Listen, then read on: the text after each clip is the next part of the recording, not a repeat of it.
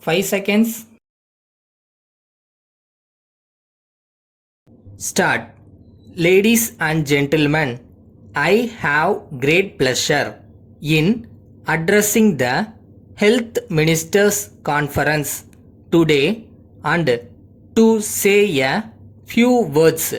I would also like to know from you the problems that you may have with reference to your states in the matter of public health and general welfare and the steps you have taken to solve them. The idea is that the experience of one state may be useful to other states in dealing with similar problems. As far as the central government is concerned, the Minister for Health of the Government of India, who is also present here, will explain to you during the discussions that will be held in the next 2 days about the various schemes that the central government are implementing for the improvement of health and general welfare of the people.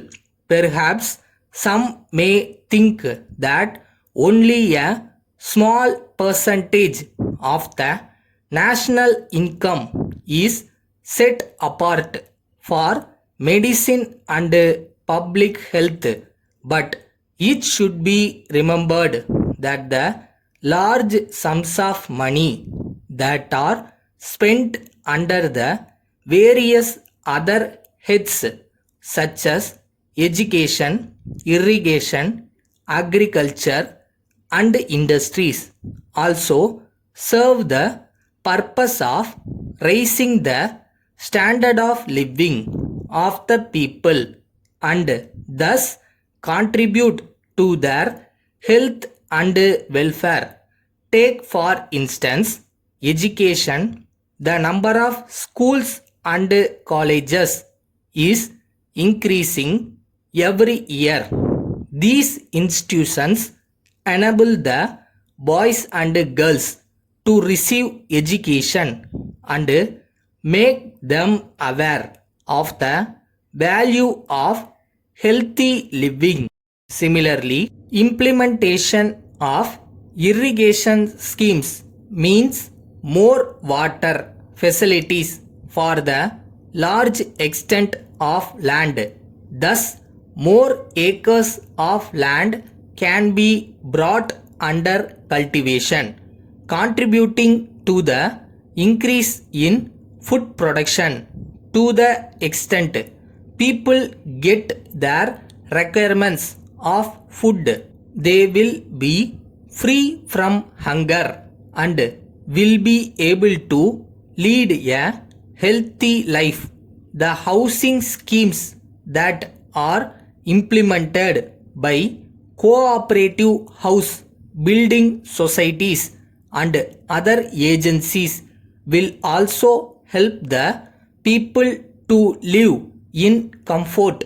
While it is a fact that the primary object of taking up a number of schemes is to improve the living conditions of the people and make them healthy citizens, it is also necessary to pay particular attention to prevent the spread of diseases and to provide medical facilities within the easy reach of the rural people.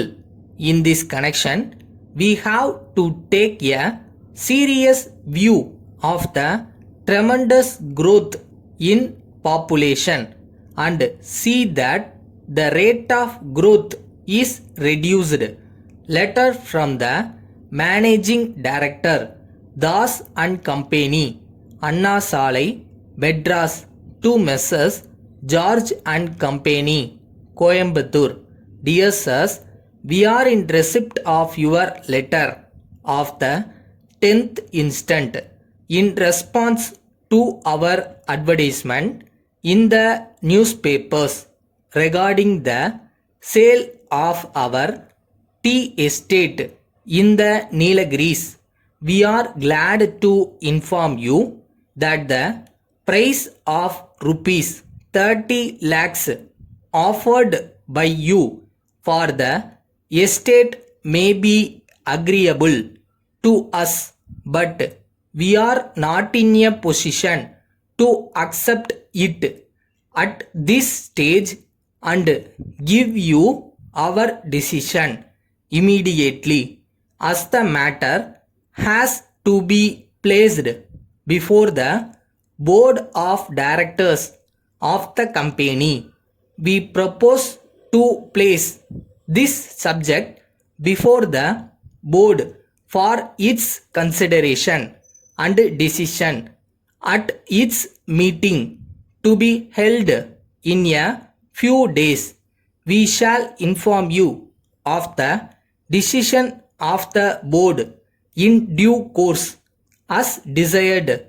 We shall be glad to accept rupees 5 lakhs in the first instance. Yours faithfully,